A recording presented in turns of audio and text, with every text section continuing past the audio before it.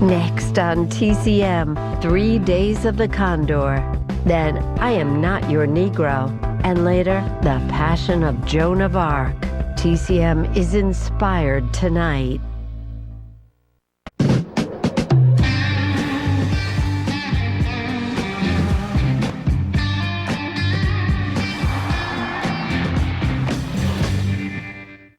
I am Ben Mankiewicz, happy to be joined here by New York Times columnist Maureen Dowd. Maureen, thanks for doing this. Well, thank you. It's my favorite channel. I know it's your favorite channel. You've written about it. We appreciate all the support.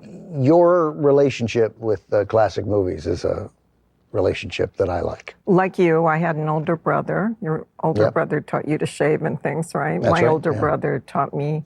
My older brother, Josh Mankiewicz, he's much older, much older. Yeah. But they take care of you. Yeah, and totally. My brother taught me chess and semaphore and all these, how to handle vinyl records. And he also would take me, we lived in DC, down to AFI, and he took me to all the old movies. It just instilled a love of old movies that never left. But didn't you say that you sort of saw yourself as a femme fatale?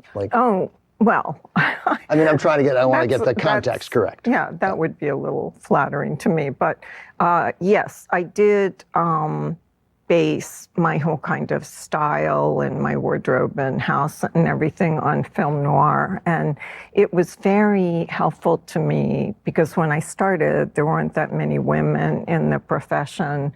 And film noir is very helpful to know how to deal with men in a men's world. Meaning journalism, right? Yeah, I didn't have a rod or anything, but it does allow you to realize how you can be tough and survive in a men's world. You're here to talk about political movies. New Republic last year published the 100 most significant political films of all time. The movie we have next comes in at number 72 from 1975, one of my, I think it's safe to say, 5 favorite movies of all time. Directed by Sidney Pollack, Robert Redford, Faye Dunaway, 3 Days of the Condor. This is a conspiracy movie. Comes a year after another movie that we're doing, The Parallax View, starring Warren Beatty, an Alan Pakula film, that again suggests that Americans are much more comfortable accepting that institutions they believed in could betray them.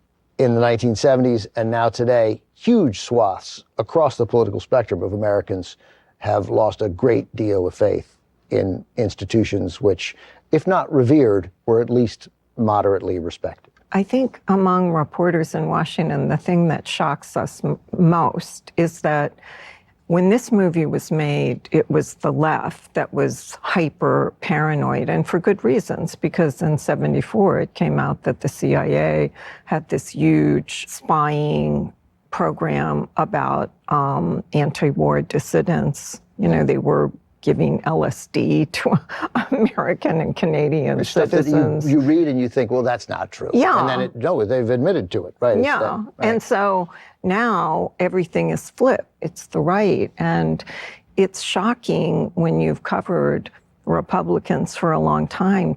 They would defend the FBI, the NSA, the CIA against all comers.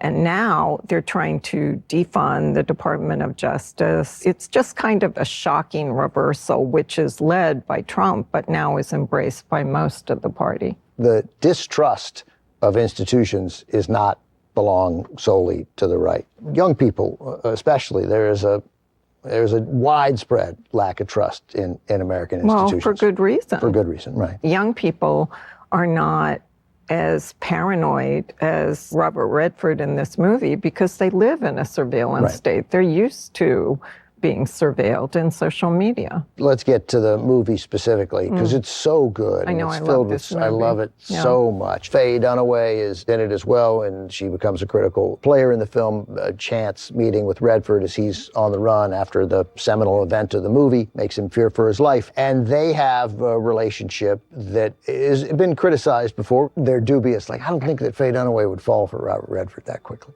And I suppose I used to think that, but as I watched it again here, I think it's set up more subtly than that. I think that Sidney Pollack does a very nice job of making her interest in him, despite their peculiar circumstances, credible. Well, as you know, there's been controversy because I think nowadays Sydney Pollack might have trouble with these scenes because she's a hostage. But I saw an interview with him once where he was saying, "Hey, it's Robert Redford."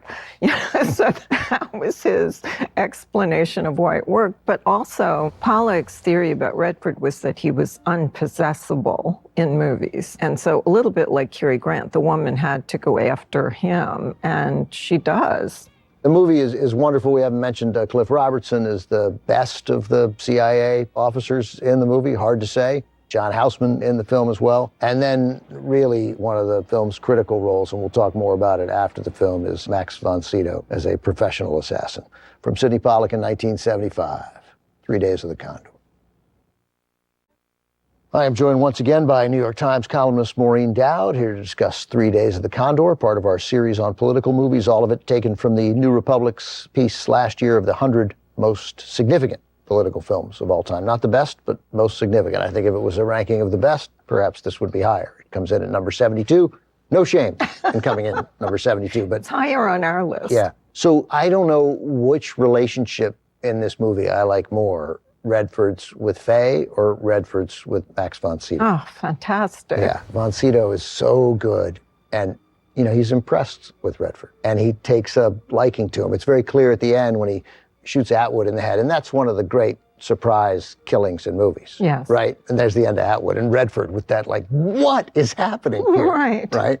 And then he hands him the gun and says, "For that day." Fantastic. That gives me chills. Yes. So great. Yeah. He explains to Redford how Redford might die if the CIA comes after him, that one day he will be walking down the street. It will be a beautiful spring day. He'll see someone coming toward him, a friend. The friend will ask him to get in the car. Friend will smile. And that will be it. And then, by the way, Cliff Robertson comes with a great smile. Right? Yes, Shortly thereafter. But I like to believe Cliff Robertson doesn't have it in for him. Well, I've watched this movie many times. I always watch it when it comes on because the movie ends at the New York Times building where I used to work in New York. And when I interviewed Robert Redford, I told him I always fantasize that I am the reporter waiting for him in the newsroom. He comes into the newsroom, he gives me the story, I get it on the front page, and, we live happily ever after. There's a next stage to that, right? It's not just, yes, that's great. But I do have to say, Sydney Pollack kind of weights the ending so that it ends with a question, sort of like The Candidate ends with... How do you know? Yeah. What do we do now? This is like, how do you know they'll print it? But the reason this movie will always be great is because it's... Got Redford's hair? Well, that, yeah.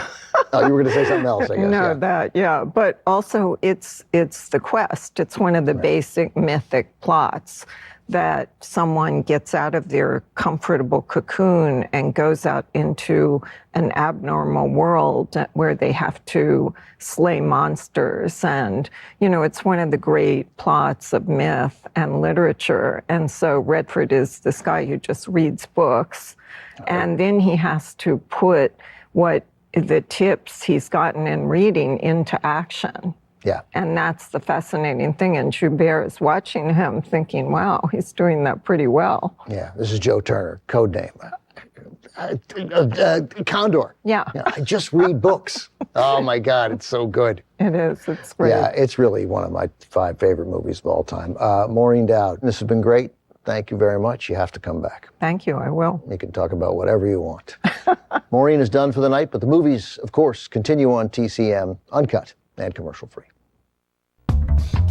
Next on TCM, I Am Not Your Negro. Then The Passion of Joan of Arc. And later, The Last Hurrah. TCM turns out the vote tonight.